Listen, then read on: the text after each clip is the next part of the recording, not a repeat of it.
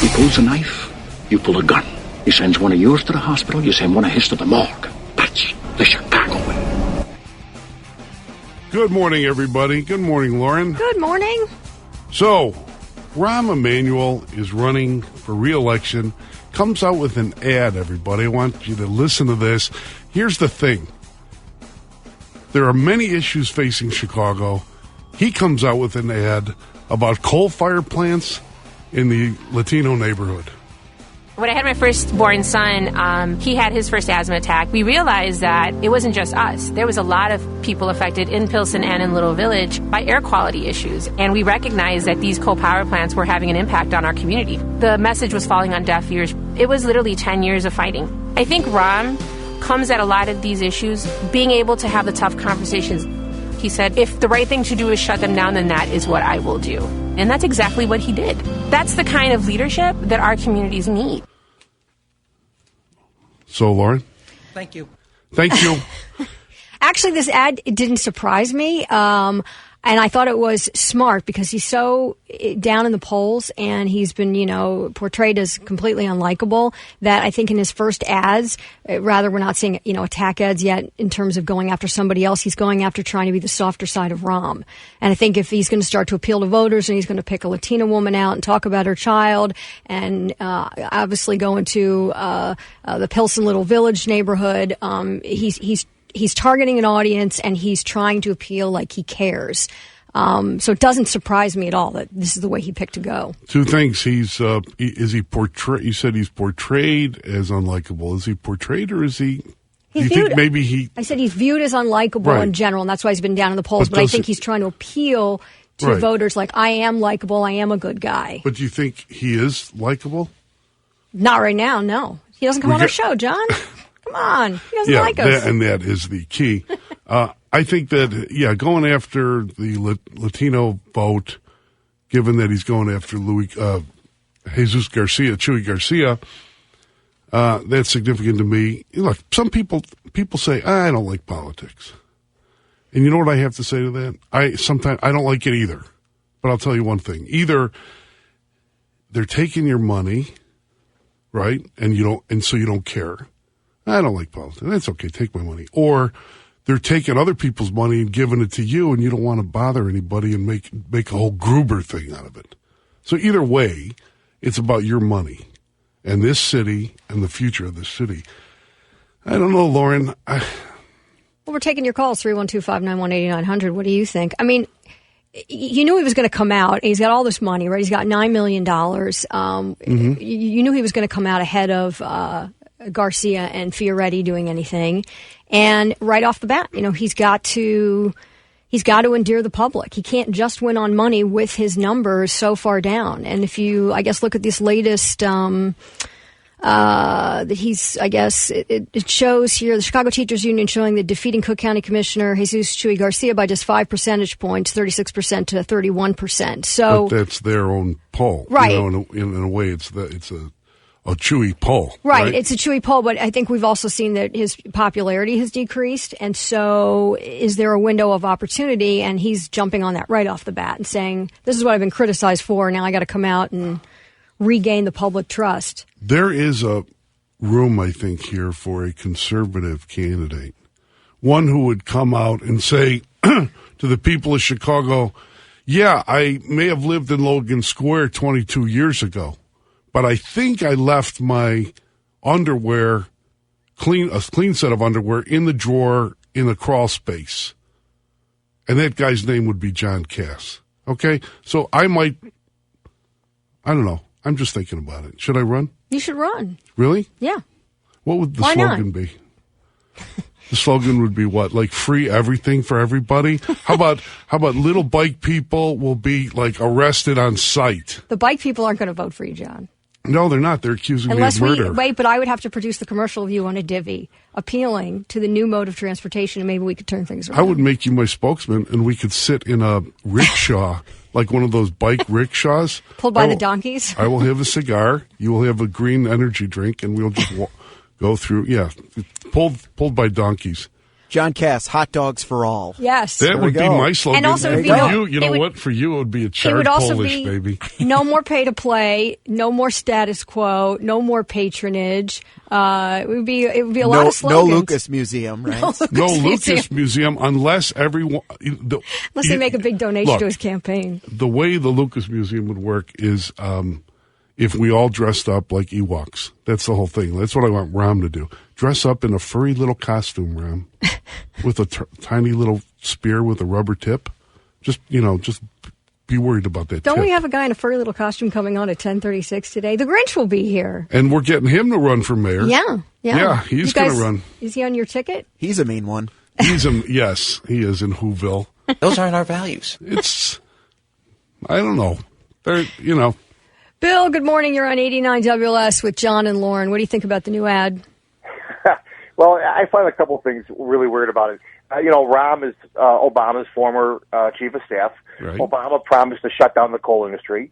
And all of a sudden we have Rahm shutting down the coal power plants in Chicago because of asthma. But I really wonder if you asked his mother about her child today, is there any improvement? The answer will probably be no.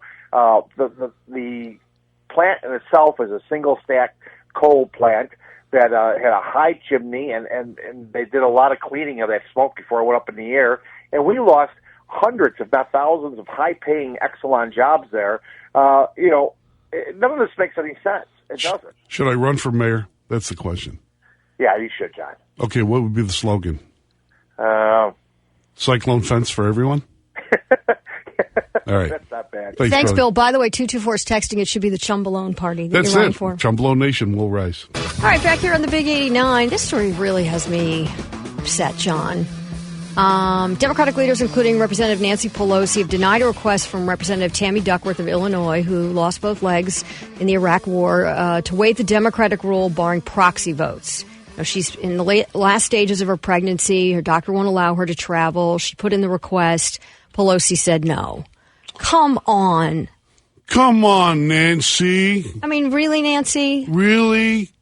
I mean, Let her Come on. vote. Let her vote. And they make this argument that okay, if we do it this time, then everybody's going to come up with a doctor's note or a reason why they can't be present for a vote. well, what if, I have, maybe have to go, to my counseling session, to deal with my issues, like smoking. Maybe I don't want to go to the vote.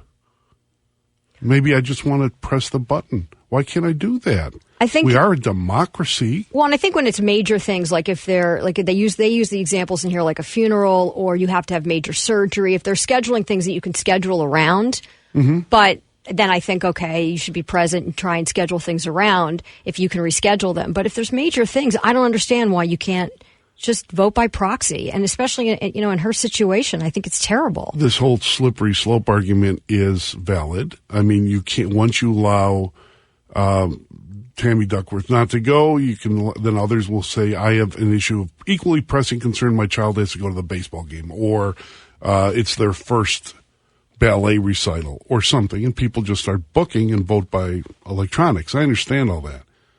I understand the slippery slope. The problem is, these are the people that created the war on women. The men don't get it, right? Justice Scalia is an animal. Justice Thomas had a Coke can, on and on and on. And the reason she's against Nancy Pelosi is against Tammy Duckworth might not have anything to do with her pregnancy. What do you think it could have something to do with? Let's take Tom. He seems to know. Good morning, Tom. You're on 89 WLS. Hello, Tom. Oh, I'm sorry. The reason I was calling, I think you hit on it, John. Duckworth is wanting to back somebody else in there, for an appointment and going against Pelosi's appointment. But on the other hand, too, you're talking about an institution, a couple of 100 years old, and they've got rules and regulations, and it does seem at times that they want special consideration. And what's wrong with, just playing by the rules once in a while instead of always asking for something special? I don't know. I can see both sides. Thanks, Tom. Yeah, Thanks for your call. don't know. I don't know. I think they should let her Bothers me. vote. I think they should let her vote. I just think they should be exposed for being hypocrites. Okay, why don't we blame Ted Cruz? Is she going to do that? Because that's what you do when you're caught and you have a Gruber problem or you have a Nancy Pelosi, hating on pregnant women problem. You got to get your little biscuit eating dogs in the media to go blame Ted Cruz or Rand Paul or somebody. I'm sure it's all their fault. Meantime, the Al Sharptons of the world who don't pay taxes or still have a show You on sent MSNBC. that to me last night. Yeah. What is that? I mean, the guy owes millions in taxes. He's flying first class and he's running around and spending all this money, and yet he owes so much money to the government that he didn't pay because I guess he thinks he's above the law. The rest of us have to pay taxes, and I really think that if he's touting his views, his moral code, so to speak, that he touts when he appears in Ferguson or he goes on a show on NBC. Meanwhile, he's not abiding by the law. Come on, Al Sharpton. Hey, Kevin, good morning. You are on 89 WLS. We're talking about Representative Duckworth being allowed to vote. Good morning. Hey, I think if you let her use that proxy vote, then Bobby Rush should get to use it because he hasn't voted in I don't know how many, years he's been in Congress. I live in Oak Forest, and I don't even think he knows where Oak Forest is. Sure he does. It's on 159th and what, Cicero? Somewhere around there, but you can never tell it by him. How would I know that? Kev. All right, man. Thanks, buddy. Thanks. I don't know about Bobby Rush. Does he hate Tammy Duckworth, too? Do they all hate Tammy Duckworth? Do Democrats hate Tammy Duckworth? My God. Well, if you don't want to vote, you don't have to vote. You don't show up to vote, whatever. But if she wants to vote and she can't travel, she's a war hero and she's been through a lot and she's lost her legs for her country. Yeah. I mean, come on, people. I know. What is with these? I can't believe that they could get away with this. This is Nancy Pelosi liking another candidate. You think that's what this is? If you put chia seeds on Nancy Pelosi's head, will her upper lip sweat? You know what I mean? Because of the condensation on the terracotta face. She said so much plastic surgery. Her head doesn't move. Face doesn't move. I was doing a column on Giancana this morning, and maybe we'll get Antoinette on if we can get her. And that's the mobster whose stuff's up for auction? Stuff's on November 22nd. He was a Kennedy guy, sort of. And, what's weird to me is that why did I take this road? It's a long story, and maybe we'll get to it another Well, you got 30 seconds. Go ahead. All right, so what was I talking about? You said you were writing a column, and you were talking to and he was married to Phyllis McGuire, okay? And Phyllis McGuire was a beautiful woman, the McGuire sisters. Beautiful, one of the most beautiful women I've seen. And but I saw the plastic surgery, you know what I mean? Mm-hmm. It's like later on bad plastic surgery. Mm-hmm. I don't know. I think Nancy Pelosi has good plastic surgery. She's done a lot of it. She's only 150 years old. Look at her. She eats yogurt and rides a horse like a Cossack. My God. Thursday morning with Bruce Holt and Dan Proft. Immigration Showdown at 7:07. And at 8:36, comedian Gilbert Gottfried and I will compare Affleck pitches. Thursday morning, Bruce Holt, Dan Proft, 89 WLS. Hey, this Saturday, Notre Dame hosts Louisville. Check Copic's pregame coverage begins at 1, kickoff at 2:30. Notre Dame football is brought to you by Wintrust Community Banks and Bettenhausen Dodge Ram. Before Lauren brings us into the news, I've got a stirring public announcement to make. Yes, I am considering running for mayor. We will put something together soon. Awesome. Okay? So that's good to just know. Keep it on your mind. I know people are calling in, texting, and one guy texted from 815, John, pick on somebody your own size. And I will get off the carbs. I do promise. Okay. And no blurred beer. lines. You're not going to use the theme song Blurred Lines, are I you? shall not assault the back of a chair with my pelvis ever. Yes, that was the most disturbing mayoral picture I've seen in a long time. All right. We've talked about this before, sort of the Uber Chicago cab wars, but this is kind of interesting. Yeah. John, you brought this up yesterday, that someone from Uber boss, Emil Michael, Uber's vice president of business development, suggested reportedly at a dinner party that the company should hire a team to dig up dirt on journalists who criticize it. and threatened to reveal something in particular about Sarah Lacey, the editor of tech site Pando Daily. So in other words, you go into their backgrounds, you find out something, you put it on social media, maybe on a blog that you actually control, but it's really thought of to be independent. I wonder if there are any like that in Chicago. And then what you do is you basically rip the person. Mm-hmm. Wow. Mm-hmm. That sounds very Chicago way, doesn't it? Well, and then apparently another member of the Uber official team, Travis Kalanick, who is the head of car service Uber, put out a memo internally to the company saying Emil's comments at the recent dinner party were terrible and do not represent the company. His remarks showed a lack of leadership, a lack of humanity, and a departure from our values and ideas. And he goes on to say, blah, blah, blah, blah, blah, blah, blah, blah, apologizing, so to speak, but not to the public about this. No, we're just to the people at Uber, which was sort of like saying, don't do that. Don't say something like that publicly. It's not good for us. We are upset if you're offended that I just said you're an idiot, right? That's basically, I'm sorry you're offended. But here's the deal on this. At the same time all this is going on, and I was in a cab last night. Okay, I took the train. I hate taking the train, but thank God. Did you bring the plunger? I didn't bring the plunger. I did take 2 gallons of what is that prophylactic bath that we take? Purell. Oh, you Purelled yourself? I Purelled myself before I went on. The car was on the fritz, so I left it at the mechanic. I'm in the cab. It's about 9:30 at night. Mm-hmm. It's just a usual day for a newsman in Chicago, 12 hours, 15 hours. And I'm in the cab. What happens? The guy says he's from Romania. He's studying to be an accountant at DePaul. He bought a cab medallion. I think they go now $300,000, $250,000. Wow. That's what you need. It's a lot of money. It's just basically a license to run a cab. So these poor guys have to pay that money because the city regulates the cabs.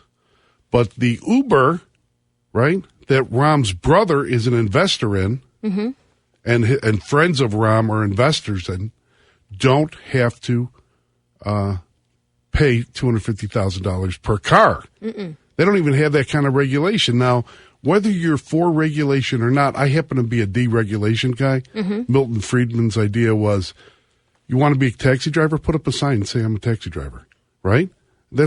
I'm all for that. But if you're going to regulate some and not others, and people are calling in 591-8900, we want to hear from them. The problem is that the taxi medallions, this guy said, one man, and I'd like to learn more, are dropping in value. Dropping in value tremendously. People can't sell them because Uber's moving in. Right, and being why would helped, you want to? They're being helped by government. Government's picking winners and losers. The problem being that these guys are human too. They paid that money under a system that they thought was the deal. It was a corrupt system, full of politics. They ended up paying anyway. Now they're getting screwed. And what happens, the accountant, prospective accountant told me, what happens if they drive the price down really low, and then someone who knows somebody or something buys up the medallions for nothing, and then re-regulation gets kicked in, and they're millionaires. Sounds like the Chicago way, John. Wow.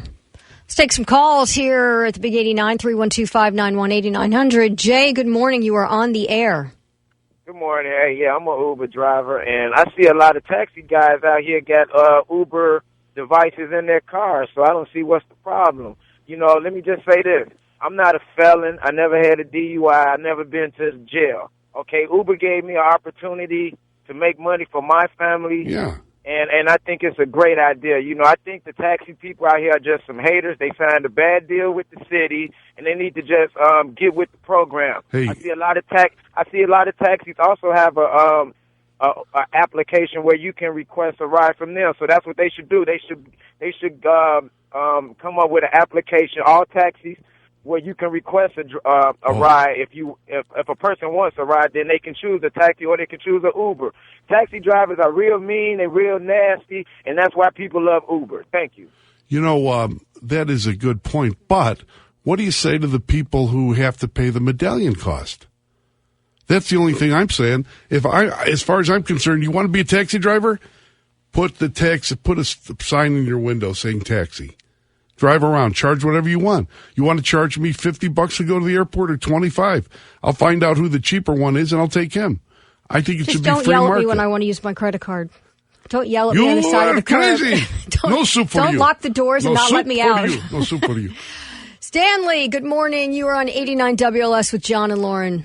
Good morning. My question is, I'd like to know who would buy a taxi cab medallion in their right mind for $250,000 to $350,000 when you have to go out here and work 12, 15, 18, 16 hours a day on a 7-day work lease to make it. Because that's the going price, my friend. That's the going the market. price.